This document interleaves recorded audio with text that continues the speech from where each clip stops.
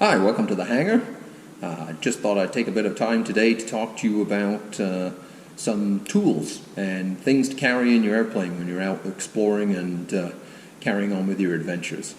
So obviously the worst thing that could ever possibly happen is that we have a breakdown away from our home base. It's guaranteed to really ruin your nice Sunday evening flight or your nice 3-day trip away.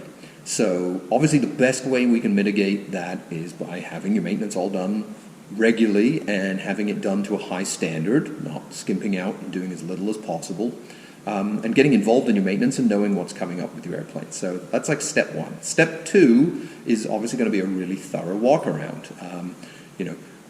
Really take the time to look at the airplane and make sure that the tires are inflated to the proper amount, there's a good amount of tread left, especially if you have wheel pants on your aircraft.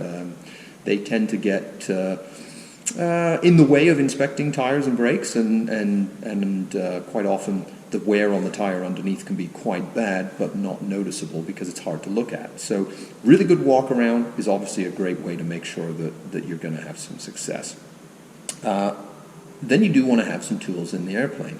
Now, tools in the airplane are only good enough, or only useful, I should say, if you know what to do with them. So there's a whole range of minor maintenance tasks that can be completed by the owner of the aircraft, even for a certified airplane. And I would strongly advise that you get familiar with what those are, and if you're not very mechanically inclined, maybe it'd be a really good time to have your mechanic go over a couple of items with you, like checking for a fouled plug or changing that fuel drain that's started leaking and you're stuck there with your finger in the hole. So I tend to carry a fair few tools and little bits and pieces in the airplane when I go, and it needs to be adjusted to the type of flight you're doing. We'll keep things fairly simple for today. We've got a number of items here in front of us that I like to keep in the airplane, and I tend to keep it in this little box here that sits up in the nose. Now, weight can obviously always be a factor in how much stuff you can take with you, but most of the stuff that I'm taking normally for a big trip normally ends up being around the 30-pound range, and that would be for a very large trip. So some things here, like don't forget your tie downs. I've only got one of them on the toolbox, but there's 2 more of those with all their stakes. And don't forget your tie down ropes. Of course, there's 2 more of those. I've dealt with a lot of situations where people have got places they weren't expecting and they don't have any ropes to tie their airplane down. In bad weather, that can be really quite bad. So I guess we started with not really the tool side of things, so we'll carry on. I always like to keep a good used spark plug so that I can change one if I get a fouled plug in the airplane. Obviously, take your oil with you. It may not be available where you're going, or they may have sold out, so make sure you've got some spare oil with you. A little bit of windshield cleaner, keep the bugs off of the windshield. Really helps you in finding other airplanes. Remember, clear, nice blue sky. There's this thing called empty field myopia, and your eye will actually focus on stuff that's right in front of you, like bugs on the windshield, and you want to be looking out for airplanes in the distance. So keep that scan going, keep that windshield clean. I always carry a couple tools depending on the airplane. So this airplane, very common, uses this Curtis 1550 valve. I keep a spare one. That way when it plugs, I can change it quite easily and it's not a big deal. I keep a couple of O-rings for the brakes, and I keep a seal kit. This is the one I have in the Aztec. This does all of the struts on the main gear.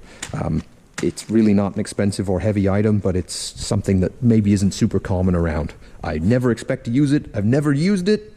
I like having it in the airplane.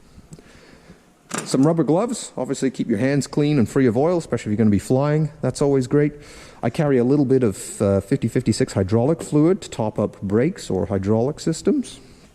I like my big LED Maglite flashlight. Obviously you don't need one this big. I like that one, so that comes with me. Shop towel and brake cleaner. You can fix a lot of issues with shop towel and brake cleaner, and you'll always be someone's hero if you have them with you in the airplane. All right, next items.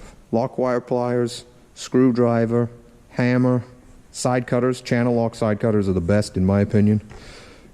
Couple of sockets and a ratchet, a mirror so that you can inspect some things. Nice little range of wrenches. Now, a 7/8, 3/4, 7/16, 3/8, and 11/32. Those are the ones that you should absolutely have with you. And you know what? You don't necessarily need to carry the rest. A good quality adjustable wrench can be very useful for getting you out of trouble. You're going to want a spark plug socket, 7/8 depth, deep plug, and make sure for your type of plug that the one you've got actually will reach down far enough. You're going to need a little extension. Obviously, we got the ratchet here to go along with it. Okay, those are kind of your key essentials there. I take a couple other things. I take my little snap-on flex sockets and 1/4-inch ratchet and channel locks as well. But you don't need a whole heck of a lot, but you can get yourself out of some pretty good trouble if you've got these items in the airplane. Remember, fortune favors the prepared. So perhaps we'll have some videos soon on how to change a plug and do a few other little checks like that if you've got a big mag drop when you're about to depart. So thanks very much for joining us today, and hope to see you out there soon. Take care. Bye.